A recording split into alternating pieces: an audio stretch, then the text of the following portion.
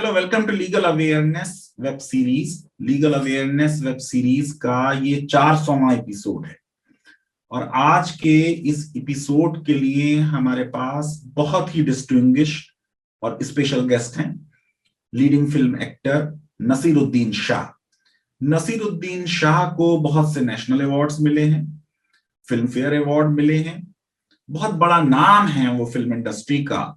नसीरुद्दीन शाह की पहली हिंदी फिल्म निशान थी और पहली ही फिल्म ऑस्कर के लिए नॉमिनेट हुई। उसके बाद श्याम बेनेगल के लिए उन्होंने मंथन की, भूमिका की, जुनून की, मंडी की। फारूक शेख के मशहूर जमाना टॉक शो जीना इसी का नाम में अपीयर हुए। मासूम की शेखर कपूर की, सईद मिर्जा की एल्बर्ट पिंटो को गुस्सा क्यों आता है की, कुंदन शाह की जाने भी दो यारों की, गुलजार की इजाजत की, और मेन स्ट्रीम सिनेमा में उनकी पहली फिल्म हम पांच थी। उसके बाद बहुत सी फिल्में आई, गुलामी, कर्मा, जलवा, मोहरा उनकी 100वीं मूवी थी, डर्टी पिक्चर आई। पाकिस्तान की फिल्म में काम किया खुदा के लिए, हॉलीवुड में काम किया एक्स्ट्राऑर्डिनरी जेंटलमैन फिल्म में, और 1988 का गुलजार का मशहूर टीवी सीरियल मिर्जा गालिब में काम किया। डायरेक्टर रहे फिल्म यूं होता तो क्या होता। तो हमारी बड़ी इज्जत अफजाई है, it's a matter of great honour for us कि we are hosting Naseeruddin Shah. Sir, बहुत बहुत शुक्रिया आपका कि आपने हमारे लिए टाइम निकाला। सर, सबसे पहला सवाल मैं आपसे ये पूछना चाहता हूं कि ये आइडिया के अब आप अपनी ऑटोबायोग्राफी लिख दें, ये कहां से आया? ये जो किताब नसीरुद्दीन शाह ने लिखी है, ये बहुत ही मशहूर किताब है, बहुत अच्छे रिव्यूज इसके आए हैं और इस किताब के बारे में आज बात होगी। उनके फिल्म का जो कैरियर रहा है, जो उनका बॉलीवुड के बारे में ख्याल है, जो आजकल के करंट हालात हैं, उनके बारे में बात होगी, थिएटर के बारे में बात होगी। तो सर बताइए सबसे पहले कि ये ऑटोबायोग्राफी लिखने का ख्याल कैसे आया?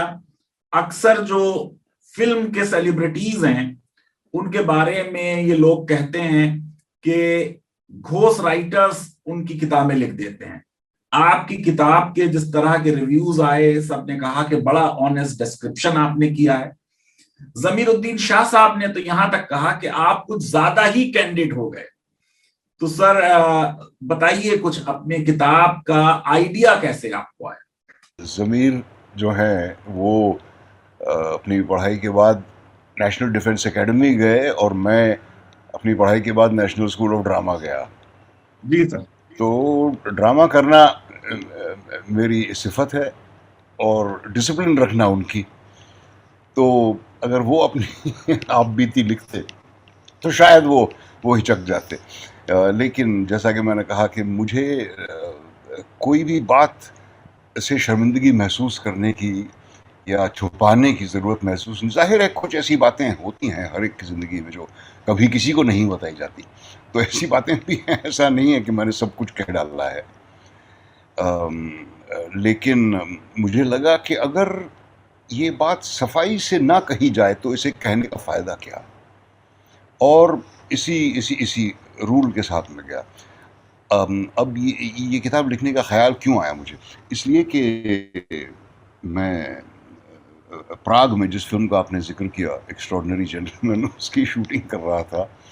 बेहद सख्त बोर हो रहा था मैं, क्योंकि वह ना कोई जान पहचान का था प्राग में, और कोई भी शहर, हालांकि प्राग बेहद हसीन शहर है, लेकिन कोई भी शहर उतना ही हसीन होता है जितना आप उसके बारे में जानते हैं और जितने लोगों को आप उसमें जानते हैं। जी जी। तो जी 6 महीने वहाँ रहना पड़ा, और 6 महीने आए, मतलब जनवरी फरवरी, उस सर्दी का आप तो तसव्वुर भी नहीं कर सकते। सख्त बोर हो रहा था और खुदा की फजल से पैसे इतने मिल रहे थे कि मेरी समझ में नहीं आ रहा था कि इनका मैं करूं क्या। तो मैंने एक कंप्यूटर ख़रीद डाला और एक साहब से कहा कि भाई मुझे सिखाइए कि ये कैसे चलता है, इसके साथ क्या किया जा सकता है। जी। उन्होंने कहा कि चलो सबसे पहले तो ये सीख लो कि इस पर लिखा कैसे जा सकता है। मैंने कहा चलो ठीक है। तो मैंने वर्ड डॉक्यूमेंट के बारे में सीखा और लिखना शुरू किया, आई वॉज बॉर्न वगैरह वगैरह।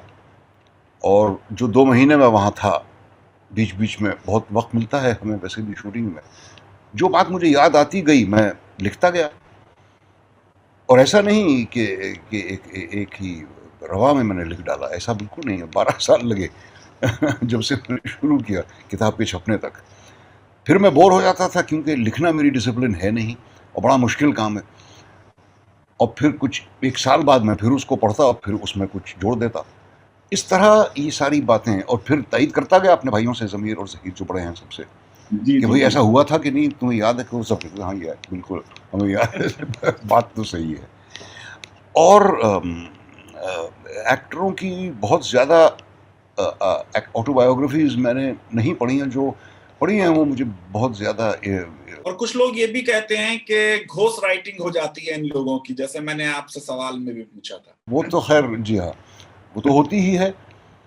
और मेरे ख्याल से वो उस घोस्ट राइटिंग को गौर से पढ़ते भी नहीं है, क्योंकि इतनी इतनी शेखी बघारी जाती है उनमें, ज़्यादातर उन किताबों में, कि मेरा मूड ऑफ हो जाता है। मेरे ख्याल से एक आध ही एक्टर की लिखी हुई किताब होगी जो जो मुझे बेहद पसंद आई है, और वो है पीटर ओटूल साहब की किताब, जो लॉइटरिंग विथ कॉज या ऐसा कुछ नाम है उसका।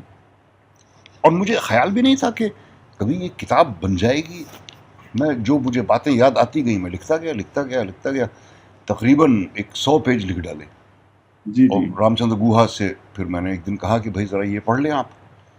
तो उन्होंने पढ़ के बहुत मेरी हौसला अफजाई की कि इसको ख़त्म करो, फ़ौरन ख़त्म करो, ये तो काबिल लिखने के काबिल है ये किताब। इस तरह ये।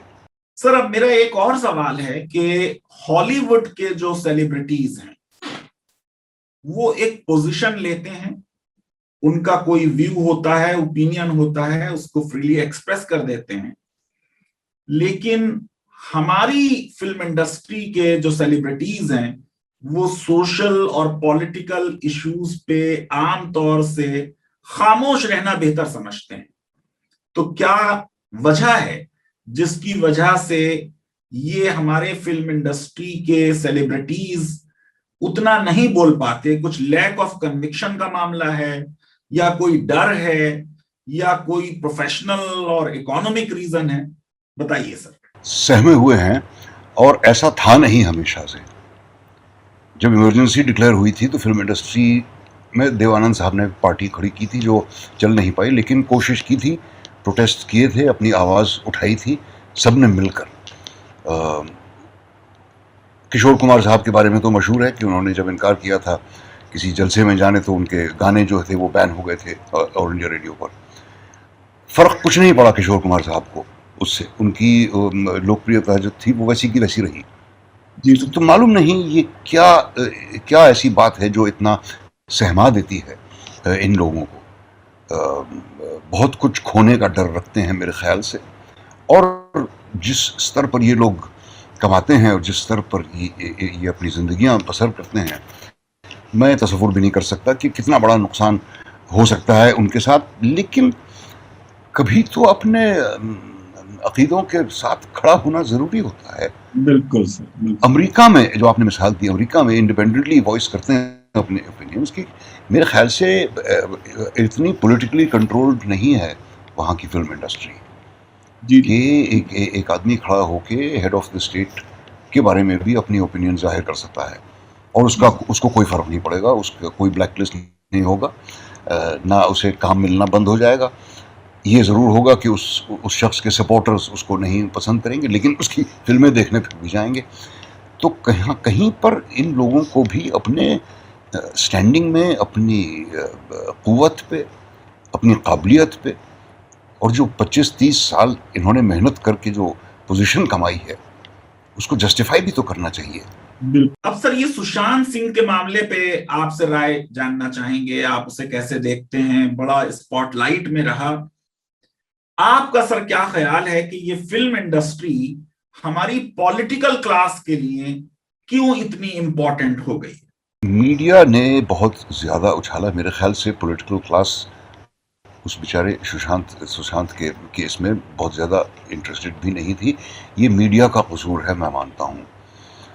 उस मासूम ने अपनी जान ले ली कई परेशानियों की वजह से, खुदा मालूम वो क्या थी, लेकिन ऑब्वियसली ऐसी थी कि उसको ये कदम उठाना पड़ा।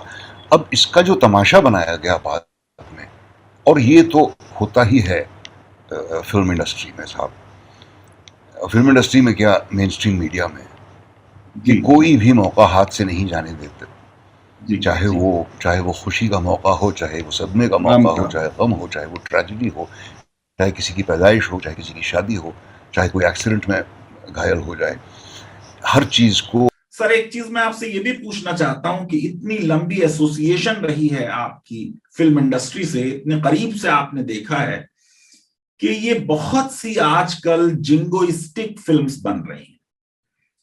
पहले भी पैट्रियोटिक मूवीज बनती रही, मनोज कुमार ने बनाई, बी.आर. चोपड़ा ने नया दौर बनाई। तो क्या सर जो लिबरल स्पेस है फिल्म मेकिंग में वो कम होता जा रहा है? वजह क्या है इस बात की, क्यों इस तरीके की फिल्में बन रही हैं? बहुत ज्यादा तो अवेलेबल मेरे ख्याल से था भी नहीं कभी, और किसी ने भी एक ऐसी फिल्म जंग के बारे में बनाने की कोशिश नहीं की जो जंग की असलियत को, द हॉरर्स ऑफ वॉर, उसको पेश करे, बजाय इसके कि हमने दुश्मनों की खूब ठुकाई की।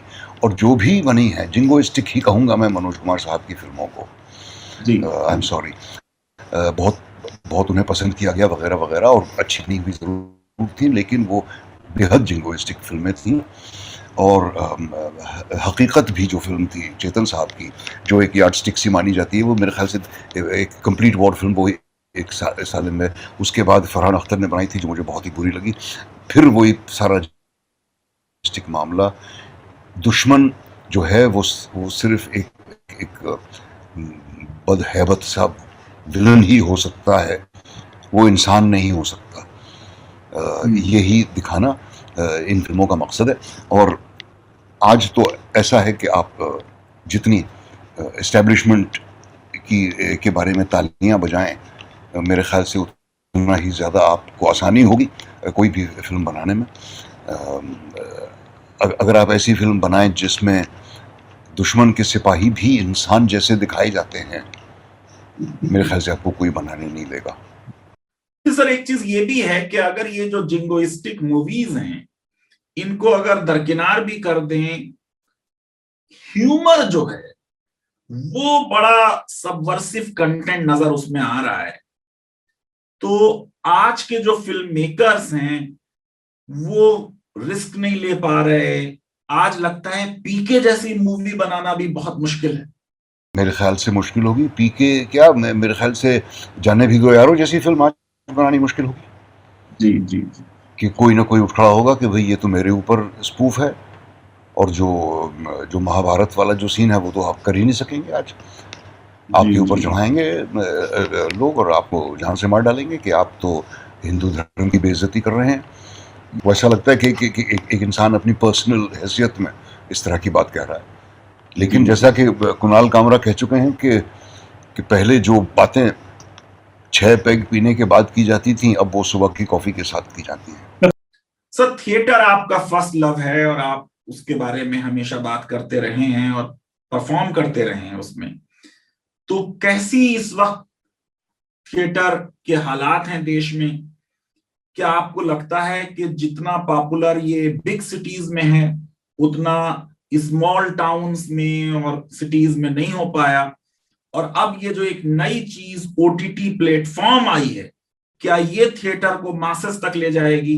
आपने खुद बहुत अच्छा काम किया बंदिश बंडित्स में। देखिए, थिएटर जो है वो सिर्फ बड़े शहरों का फिनोमेनन नहीं था। हमारे हर गांव में सदियों से थिएटर होता आया है। क्लासिकल थिएटर को तो छोड़िए, जिसकी तो हजारों साल पुरानी ट्रेडिशन है। फोक थिएटर हर एक में, हैदराबाद में एक अलग किस्म का फोक थिएटर होता है, यूपी में एक अलग किस्म का फोक थिएटर होता है, महाराष्ट्र में एक अलग किस्म का, गुजरात में एक अलग किस्म का, बंगाल में एक अलग, वगैरह वगैरह। जी, तो भले ही वो बड़ा फैंसी नहीं था और हॉल में नहीं किया जाता था और 1000 रुपए के टिकट नहीं होते थे, वो गांव की चौक में किया जाता था। गांव वाले खाना वाना खा के अपनी चारपाइयाँ लेके आके देखा करते थे, और ये अब तक चल रहा है रिवाज। तो थिएटर की तो हमारी बहुत पुरानी ट्रेडिशन है। जो हमारा मेट्रोपॉलिटन थिएटर रहा है हमारे बड़े शहरों में, शुरू में तो सिर्फ कलकत्ता, बम्बई, दिल्ली और मद्रास में हुआ करता था। अब आप देखें, कानपुर में कोई थिएटर चला रहा है, कोई बरेली में थिएटर चला रहा है, कोई अहमदाबाद में, कोई नासिक में, कोई हापुड़ में, कोई कहीं पर। इनके बारे में मैं जानकारी हासिल करता रहता हूँ। तो मेट्रोपॉलिटन थिएटर में प्रॉब्लम ये रहा कि उन्होंने हमारी जो रूट्स हैं थिएटर की, वहाँ से कुछ निचोड़ हासिल नहीं किया। मगरिब की तरफ से जो भी असरात आए उन पर अमल किया।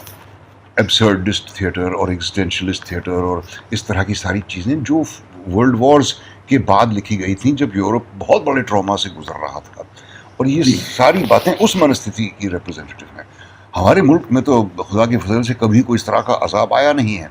कोरोना मेरे ख्याल से पहला ऐसा अजाब है जो पूरे देश पर नाजिल हुआ है, लेकिन उससे पहले तो इसीलिए ग्रेट राइटिंग ने, अब देखिए वर्ल्ड वॉर 2 के बाद कितनी अजीम क्या कहते हैं अदब निकला है, कितना जर्मनी से, इटली से, फ्रांस से, ब्रिटेन से, इन सब मुल्कों से। हमारा मेट्रोपॉलिटन थिएटर कोई ओरिजिनल आइडेंटिटी नहीं पा सका और ना वो सुनने वाले की नब्ज को पहचान सका, और इसीलिए वो एक अचार जैसा बन गया।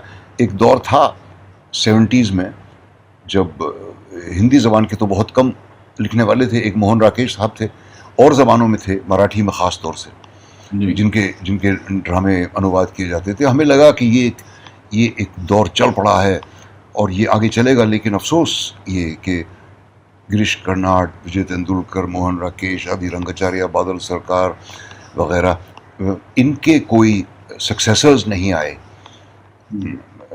सक्सेसर्स आए तो बब्बन खान के। सेंस ऑफ ह्यूमर की जो आप बात कर रहे थे जी उससे ये बात ताल्लुक होती है। जी सर।